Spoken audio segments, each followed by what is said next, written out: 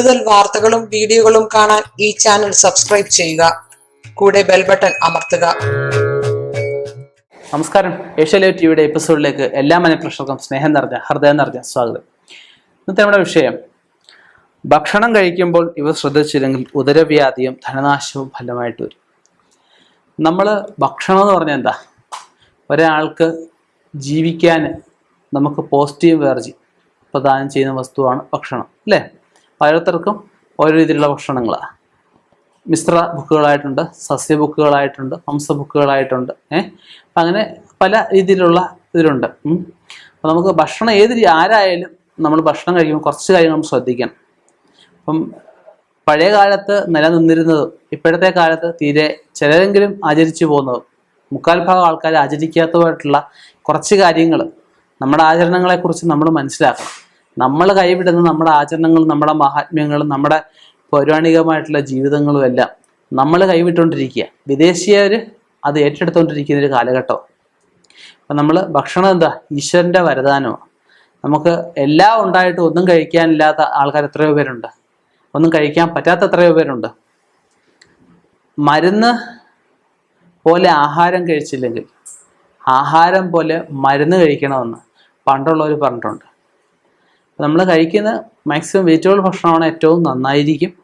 ഭക്ഷണം കഴിക്കുന്നതിന് മുമ്പായിട്ട് തീർച്ചയായിട്ടും കൈകൾ ശുദ്ധമാക്കുക. അതിനുശേഷം ഇരുന്നതിന് ശേഷം മാത്രമേ ഭക്ഷണം വിളമ്പാവൂ.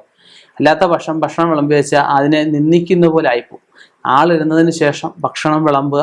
ഭക്ഷണം വിളമ്പുന്നതോടൊപ്പം തന്നെ വലതുഭാഗത്ത് ഗ്ലാസ്സിൽ വെള്ളം ഉണ്ടായിരിക്കണം.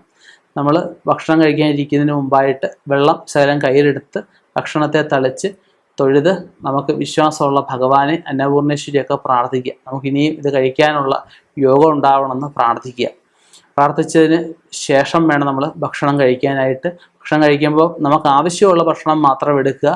ബാക്കി ഭക്ഷണം കളയാതിരിക്കുക. മാക്സിമം ആവശ്യം കുറച്ചെടുത്ത് കഴിച്ചതിന് ശേഷം വേണ്ട രണ്ടാമത് എടുത്താൽ മതിയല്ലോ.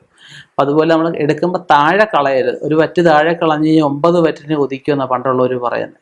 അപ്പം ഭക്ഷണ സാധനങ്ങൾ മാക്സിമം കളയാതിരിക്കുക. അതിനുള്ള അഹന്ത ഒഴിവാക്കുക. ഭക്ഷണം കഴിക്കുമ്പോൾ ഇതുപോലെ TV കണ്ടുകൊണ്ട് കഴിക്കുക. അതുപോലെ ഫോണിനകത്ത് സംസാരിച്ചുകൊണ്ട്, ഫോണിൽ കളിച്ചുകൊണ്ടായിരിക്കും ഒരു ആഹാരം കഴിക്കുന്നത്, കുഞ്ഞുങ്ങളൊക്കെ ആയാലും. അപ്പോൾ ഇങ്ങനെയുള്ള കാര്യങ്ങളൊക്കെ ഭക്ഷണം കഴിക്കുക.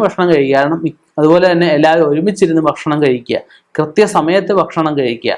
സമയക്ലിപ്തത ഏറ്റവും വലിയ വിഷയമാണ്. സമയക്ലിപ്തമായ ആഹാരം കഴിക്കുന്നതൊക്കെ ഏറ്റവും ശ്രേഷ്ഠമായിരിക്കും.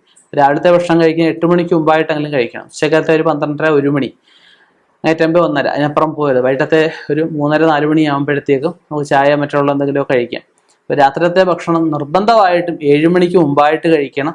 അത്താഴം അത്തിപ്പടുത്തോളം കഴിക്കണമെന്നാണ് മറ്റുള്ളവർ പറയുന്നത്, പൂർവീകരൊക്കെ പറയുന്നത്. അതിനകത്തൊക്കെ ഒരുപാട് കാര്യങ്ങളുണ്ട്.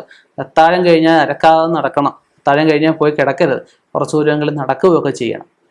അപ്പോൾ ഇങ്ങനെയുള്ള കാര്യങ്ങൾ ശ്രദ്ധിക്കണം. തിരുവള്ളുവരെ കുറിച്ച് കേട്ടിട്ടുണ്ടായിരിക്കുമെന്നിരിക്കും. തിരുവള്ളുവർ ഭക്ഷണം കഴിക്കാനിരിക്കുമ്പം അദ്ദേഹത്തിനടുത്ത് ഒരു സൂചിയും 2 പാത്രത്തിൽ വെള്ളം കാണും. ഒരു പാത്രത്തിലെ വെള്ളം അദ്ദേഹത്തിന് കുടിക്കാൻ, ഒരു പാത്രത്തിലെ വെള്ളം അദ്ദേഹം ഒരു വറ്റ് താഴെ വീണാൽ ആ സൂചി കൊണ്ട് ആ വറ്റെടുത്ത് കഴുകി ശുദ്ധമാക്കി പാത്രത്തിലിട്ടത് കഴിക്കുമെന്നാണ് പറയുന്നത്. അപ്പോൾ ആ അത്രത്തോളം നമുക്ക് അദ്ദേഹത്തിന് ഭക്ഷണത്തെ ബഹുമാനിച്ചു. അതിൻ്റെ ആയിട്ടുള്ള കാര്യങ്ങൾ അദ്ദേഹത്തിന് ഉണ്ടാവുകയും ചെയ്തു. നമ്മൾ ഇതൊരു ആചാരമായിട്ട് എടുത്തു കഴിഞ്ഞാൽ, അല്ലെങ്കിൽ അവൻ്റെ ജീവിതചര്യയായിട്ട് എടുത്തു കഴിഞ്ഞാൽ ഏറ്റവും നന്നായിരിക്കും. ഞാൻ ഈ പറഞ്ഞ കാര്യങ്ങളൊന്നും ചെയ്ത് മുന്നോട്ട് പോയി നോക്കിയാട്ടെ.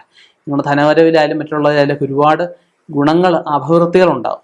ഭക്ഷണം കഴിക്കാനെടുക്കുമ്പോഴും നമ്മൾ ഭക്ഷണം ഒരു 3 വറ്റെങ്കിലും കളയണം. കളയുക എന്ന് വെച്ചാൽ ചുമ്മാതെ കളയുകയല്ല. കാട്ടുകൊതി, നാട്ടുകൊതി, വീട്ടുകൊതി, കൊതിയായ കൊതിയെല്ലാം പോട്ടെ സങ്കല്പിച്ച് ഒരു വറ്റ്, നമുക്ക് മരിച്ചുപോയ പൂർവീകരെയൊക്കെ സങ്കല്പിച്ച് വേണമെങ്കിൽ ഒരു വറ്റ് ഇടാം. അതുപോലെ നമുക്ക്